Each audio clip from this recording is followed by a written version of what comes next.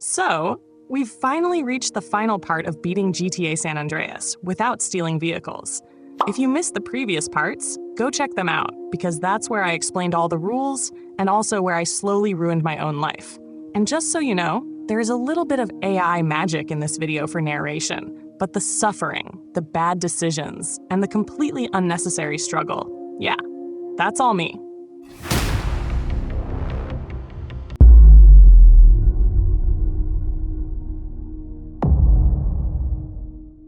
Last time, my theft count was sitting at the very unlucky number, 13. And with that beautiful criminal record, I returned to Los Santos. So I get home, thinking maybe, just maybe, the game will give me a break. And then Mike Terreno shows up. Of course he does. And he says, "Hey CJ, go steal a military jet." Great. My first mission after coming back, and I'm already forced to break my own challenge. So yeah, no choice. Challenge temporarily ruined. He gives me a boat, which for once is actually legal, so I take it and head toward the ship. I sneak in, fight off a bunch of military guys, basically risking my life, just to stay committed to a challenge that the game clearly does not respect. And then I steal the Hydrojet. So yeah, theft count 14. We're doing amazing. After that, Terreno casually tells me, "Now go destroy some boats." Like, bro, I just committed military-level theft and now you want side quests? But all right, I take the Hydra, blow up all the targets, deal with enemy Hydras trying to ruin my day, somehow survive, and finally park the stolen jet at my airstrip. Mission done. Sanity slowly disappearing. And without wasting time, I hop into my own plane this time, yes, legally, and head to the next mission. So after all that chaos, Mike Terreno calls me again, and he's like, "CJ, one last job." At this point, when Terreno says one last job, you already know it's never the last job. But this time, it's actually something good. He tells me to go pick up my brother. Sweet. Now here's the best part. I finally have a mansion, cars, money, which means my jogging era is officially over. No more running across the entire map like a lost NPC. So I grab one of my own cars, yes, legally this time, and head to the police station. And just like that, Sweet is finally out of jail. After everything I went through, he's back. So I start explaining everything, the missions, the chaos, the struggle, basically how I went from CJ from the block to CJ with a full criminal resume. And Sweet's reaction? He's still stuck on, "We need to fix the hood." Bro, I have a mansion now, we upgraded. But nope, the game says, "Listen to your brother." So I listen. We head back to Grove Street. And yeah, everything is a mess. Ballast everywhere. Drug dealers chilling like they own the place. And apparently, someone even stole my mom's blender. Hey, what about this blender? It's really good. It sort of works. Man, what the fuck? That's mom's blender. Now it's personal. So what do? We start a full gang war. No talking, no negotiations, just straight chaos. We take back the streets, clear out the ballast, and slowly bring Grove Street back under control. Mission complete. The hood is clean, Sweet is happy, and I'm standing there thinking, I really came back from stealing a military jet to fighting over a blender. Next mission takes place at Mad Dog's mansion. Now, if you remember earlier in the series, I may have slightly completely ruined Mad Dog's life. So this mission, yeah, this is me trying to fix my own mistakes. The plan is simple.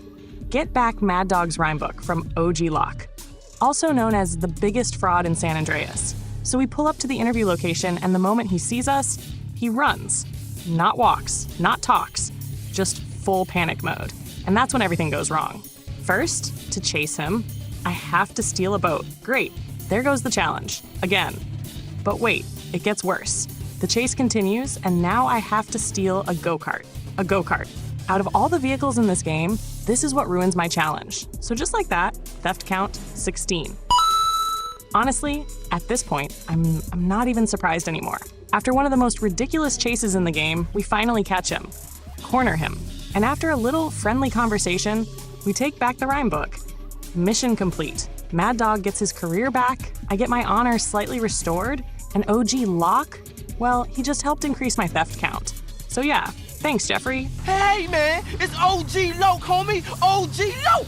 Really appreciate it. So after that absolute mess, I had to get to the next mission with no vehicle. Because of course, everything I owned just despawned. So yeah, back to the classics. walking, running, and occasionally convincing strangers to give me a ride. Eventually, I reach the mission. And here I see Sweet doing something incredibly smart. He's buying drugs. So I catch him red-handed, because apparently after everything we fixed, we're back to making terrible decisions again. Then we find out about B-Dip, the guy behind all this mess. Now normally, this is where you'd grab a car and go. But not me, because I have no cars, no bikes, no hope. So I walk all the way to his house. And guess who I see there? The blender thief. Yeah, the same guy, standing right there. Do we confront him? Nope. Apparently, the game has priorities, and the blender is not one of them. We threaten him, he gets scared, and finally tells us where B-Dup is hiding. So now we head to Glen Park by running. Again. But then, midway through the mission, Sweet gets himself killed. Mission failed. Amazing. Second attempt. This time, a miracle happens. Sweet's car actually spawns. For once, the game shows mercy. So we take the car legally and reach Glen Park. And then it's war. We start a full gang war, take over the territory, and finally confront B-Dup. After a little persuasion, he reveals everything. Big Smoke has been corrupting the hood, and Big Bear has been dragged into all of this. CJ, man, come on, put me back on the team. Give me $20 and I'm all yours, man. Blast from the past. We save Big Bear, basically by paying him $20. That's it. That's the price of loyalty. Mission complete, truth revealed, hood situation getting worse somehow, and just when I think things are stable, my car despawns. Again. Why? So yeah, back to running. Using my advanced techniques, I somehow make my way to the next mission. So next up, Grove for Life. And this mission is basically, CJ, go take over another territory. That's it. No twist, no surprise, just pure old school gang violence. So we head to Idlewood, start a gang war, shoot a lot of ballast, take over the area, and yeah, that's the mission. Not gonna lie, after stealing jets, chasing people on go-karts, and running across the entire map, this felt like a side quest the game forgot to delete. But hey, the hood is getting stronger. And more importantly, I didn't have to steal a vehicle. Progress. Now the only problem, the next mission is very far away, and I still don't have a vehicle. So I used my special abilities, also known as running, jumping, and questioning my life choices. So I finally reached the next mission, and it's called Riot. And this one? No gameplay, just a cutscene. We find out that Frank Tenpenny has been released from all charges, which means after everything he did, he just walks free. And the city? Yeah, the city is not okay with that. Los Santos completely loses control. People are angry, streets are burning, chaos everywhere. And just like that, the entire city goes into full riot mode. Mission complete, no shooting, no stealing, just pure chaos loading in the background. So next up, Los Desperados. And this time, it's not about me, it's about family. Cesar Villalpando, my sister's boyfriend, the guy who's been helping me since the beginning, now needs my help. His hood is under attack, taken over by the Vagos. And now, it's time to return the favor. So we gather some homies, pull up together, and head straight to Unity Station.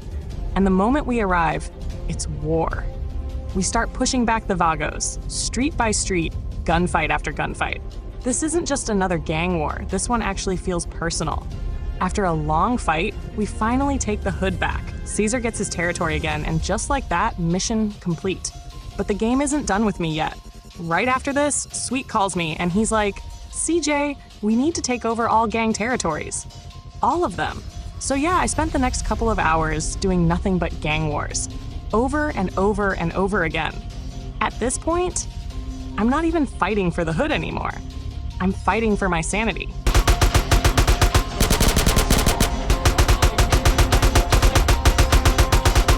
Constitutional right, bitch. Good. CJ, fool.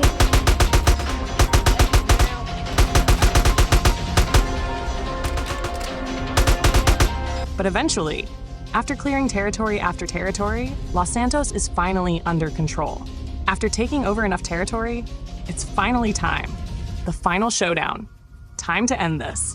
Time to take down Big Smoke. So I start the mission and head straight to his den. But of course, the game has one last surprise for me. To enter the building, I need a SWAT tank. And there's only one way to get it. Steal it. No choice. No workaround. Just pain.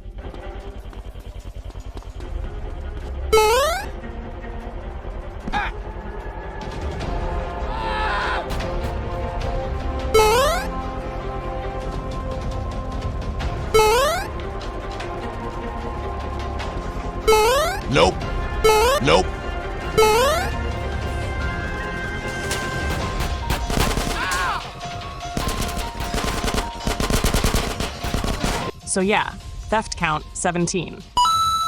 I break in, fight through waves of Ballas and Vagos, room by room, floor by floor, until finally I reach Smoke. And when I confront him, he starts talking, calm, emotional, almost like he's the victim. But yeah, not today. Final fight begins, and after everything, I take him down. Big Smoke is gone. But before I can even process that, Frank Tenpenny shows up, and this guy still tries to kill me. But then he falls for the oldest trick in the book. Time to die. Sweet! What? Mother? It ain't over, Carl. It ain't over. Panics and runs away. Of course, before leaving, he sets the entire building on fire. So now it's not just a mission, it's a race to survive. I fight my way out of the burning building, barely make it outside.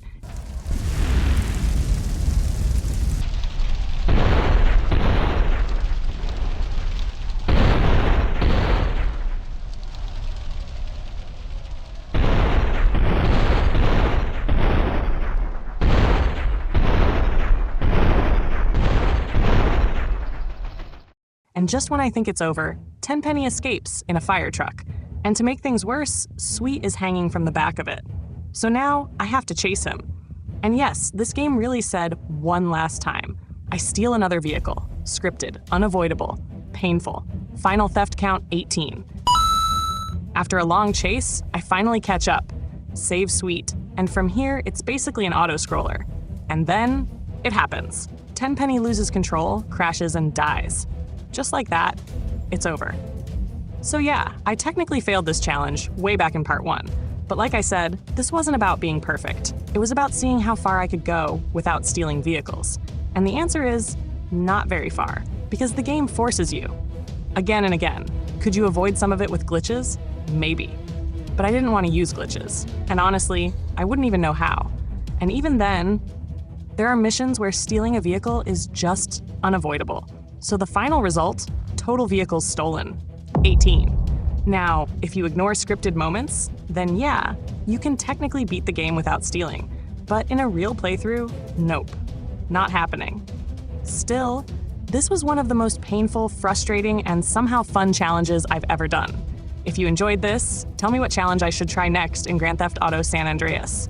And as always, thanks for watching. Peace out.